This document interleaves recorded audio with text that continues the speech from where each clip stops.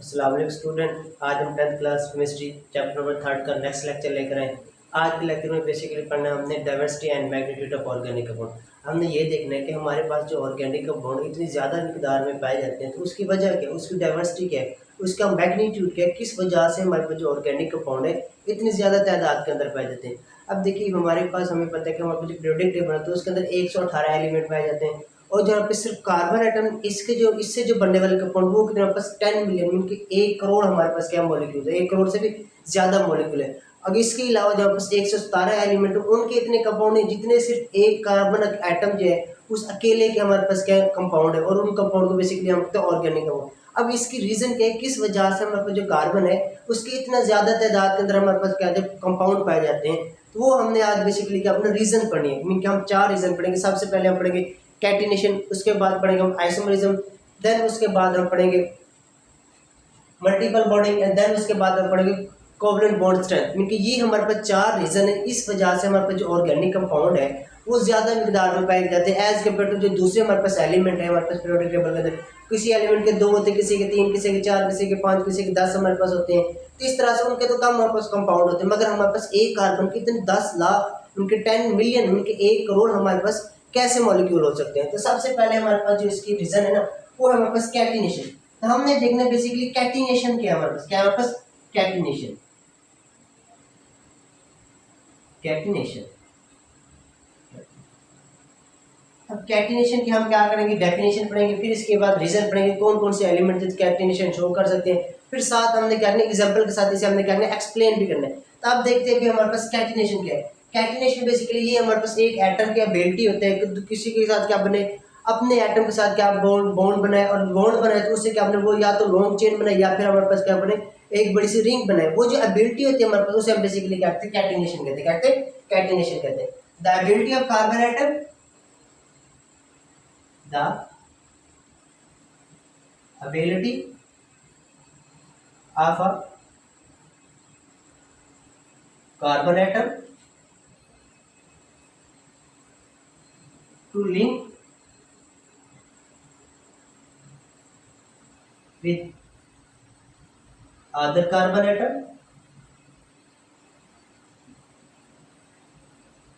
to form a long chain or large ring is called catenation. उस ability को basically हम क्या कहते हैं कैटिनेशन कहते हैं। अब देखिए भाई ये बेसिकली कैटिनेशन क्या कह रहे हैं हमारे पास, the ability of carbon mean के एक कार्बन एटम की क्या होनी सलाहियत होनी है atom to link with an other carbon atom mean कि क्या करें दूसरे कार्बन एटम के साथ क्या लिंक बने टू फॉर्म क्या बने या तो लॉन्ग चेन बने या फिर हमारे पास क्या बने लार्ज रिंग बने। ये जो एबिलिटी होती है इस एबिलिटी को बेसिकली हम क्या कहते हैं कैटिनेशन कहते हैं। कहते हैं कैटिनेशन। अब जो रीजन पड़ेगी कौन कौन से हमारे पास एलिमेंट तो वो कैटिनेशन शो, हर एलिमेंट तो वो कैटिनेशन शो नहीं कर सकता। उसके लिए 2 कंडीशन स्पेसिफिक कंडीशन, उन कंडीशन को हम पढ़ेंगे। क्या पढ़ेंगे, कंडीशन को पढ़ेंगे। Condition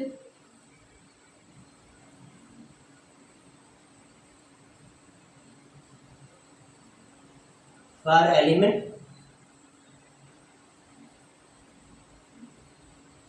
to show catenation। इनकी कौन सी हमारे पास कंडीशन है जिस वजह से जो एलिमेंट है वो क्या करते हैं वापस कैटिनेशन की जो एबिलिटी है, कैटिनेशन की जो सलाहियत है उसे वो क्या करते हैं वापस शो करते हैं। अब सबसे पहले हमारे पास कंडीशन ये कि जो एलिमेंट है उसकी वैलेंसी या तो 2 होनी चाहिए या फिर हमारे पास क्या है 2 से ज्यादा होनी चाहिए। The valency of atom should be 2 और मोर देन 2 मीन कि हमारे पास वैलेंसी जो है एटम की या तो 2 होनी चाहिए या फिर 2 से क्या ज्यादा होनी चाहिए। तो वो वाले एलिमेंट क्या करेंगे वापस अपनी कैटिनेशन की जो प्रॉपर्टी है, कैटिनेशन की जो एबिलिटी है वो शो करेंगे। वापस क्या करेंगे वो शो करेंगे the valency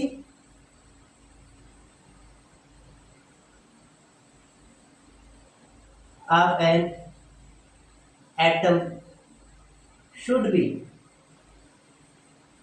2 or more than 2। इनकी या तो क्या होनी चाहिए हमारे पास 2 होनी चाहिए या फिर हमारे पास क्या होनी 2 से ज्यादा होनी चाहिए वैलेंसी।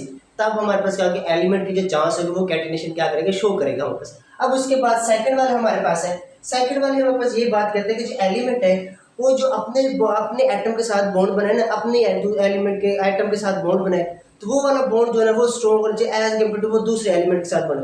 उनके सिंपल ये है कि जो हमारे पास एटम है वो अपने एटम के साथ जो बॉन्ड बनाए वो स्ट्रॉन्ग होना चाहिए, मीन कि वो मजबूत होना चाहिए एज कम्पेयर टू वो दूसरे एलिमेंट के एटम के साथ बनाए हमारे पास बॉन्ड। अब यही बात करेंगे, the bond formed by an atom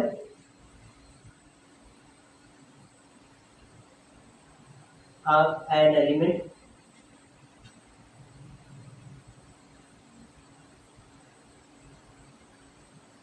with their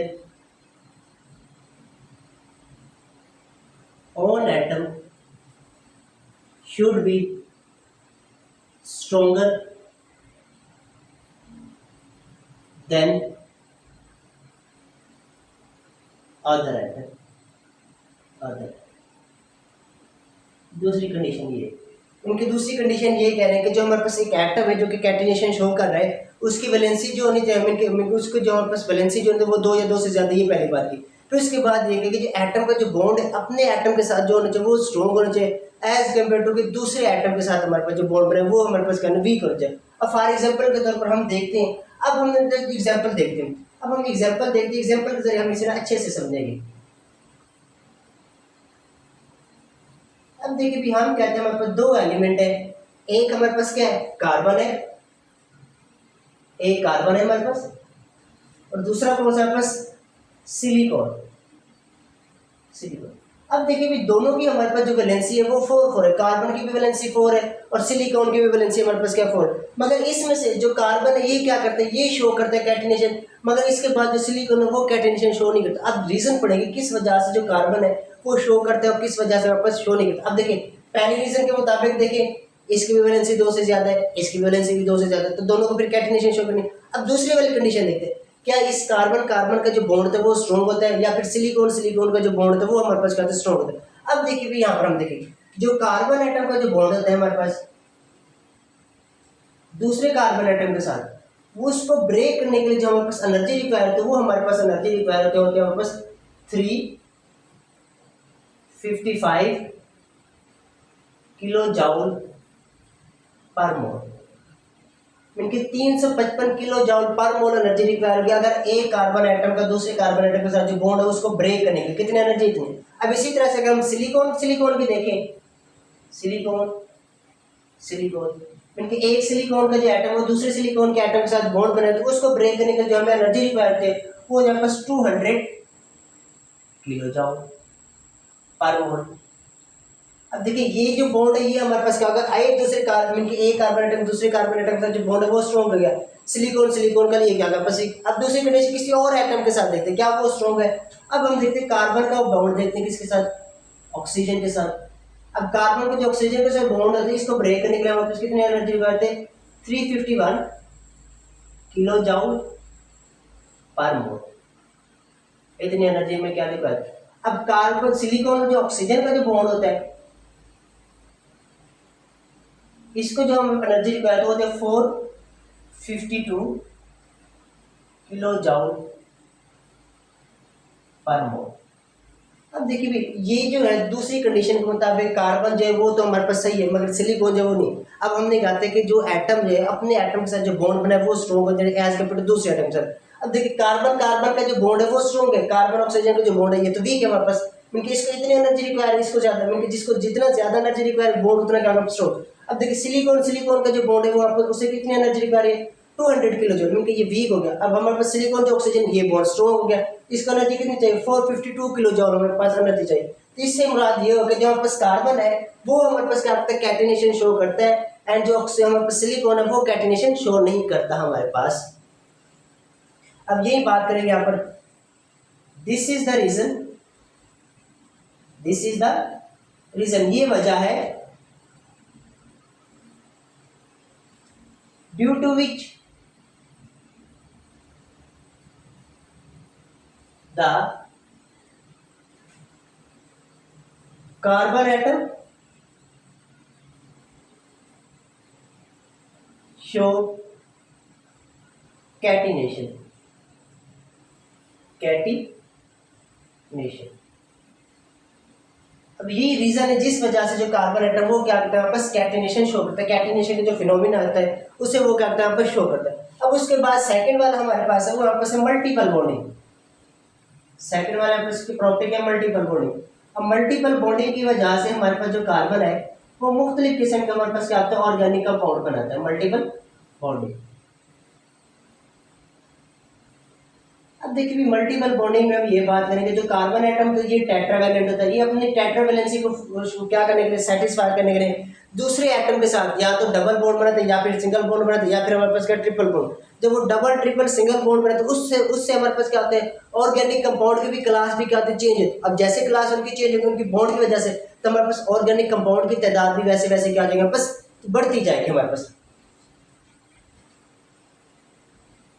to satisfy its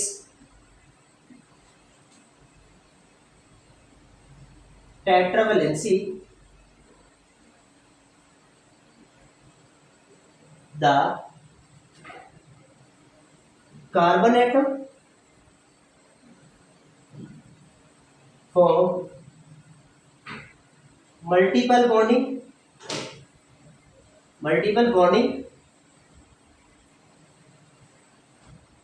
with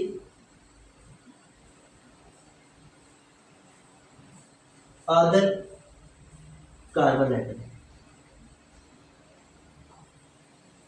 अब कार्बन एटम क्या करता है अपने टेट्रावैलेंसी को क्या करने के सेटिस्फाई करने के क्या तो दूसरे कार्बन एटम के साथ क्या होता है मल्टीपल बॉन्ड में, तो मल्टीपल बॉन्ड से मिला दिया तो डबल बॉन्ड या फिर क्या होता है हमारे पास ट्रिपल बॉन्ड या फिर हमारे पास क्या होता है सिंगल बॉन्ड है हमारे पास। अब देखिए जब जैसे हमारे पास बॉन्ड की तादाद हमारे पास बढ़ती है कम होती है उससे हमारे पास क्या होता है कंपाउंड की जो क्लास है वो भी चेंज हो जाती है। फॉर एग्जांपल अगर कार्बन कार्बन के दरमियान सिंगल बॉन्ड होगा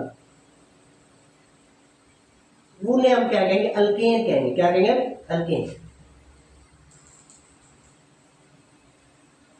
अगर कार्बन कार्बन एटम के दरमियान हमारे पास क्या होगा डबल बॉन्ड होगा तो उन्हें हम बेसिकली क्या कहेंगे अल्कीन कहेंगे, क्या कहेंगे अल्कीन। अगर कार्बन कार्बन एटम के दरमियान ट्रिपल बॉन्ड होगा तो उसे हम बेसिकली क्या कहेंगे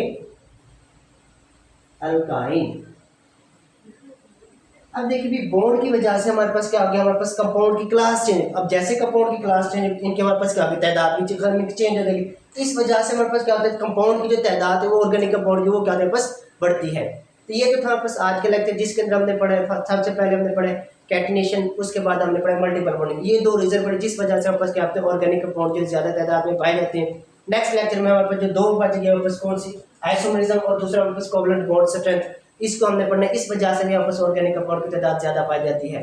यहाँ तक अगर किसी बच्चे को कोई चीज समझ नहीं तो आप लोग कमेंट में पूछ सकते हैं। अल्लाह हाफिज़, जज़ाकल्लाह।